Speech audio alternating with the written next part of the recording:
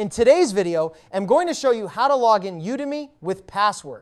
The process is straightforward, whether you're using a desktop browser or the mobile app.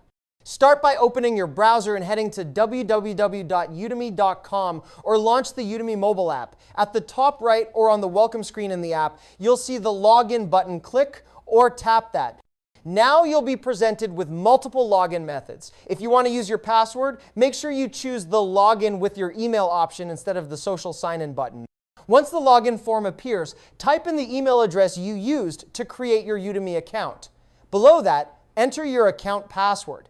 If you've forgotten your password, click the Forgot Password.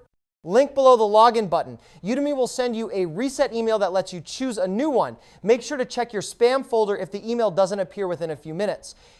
After entering your credentials, press Login. If your details are correct, you'll be taken straight to your Udemy dashboard where you can resume courses, explore new ones, or manage your account settings.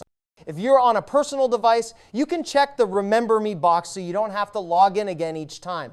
Sometimes users are surprised when their password doesn't work. This usually happens if the account was actually created using a Google or Facebook login instead of an email plus password setup.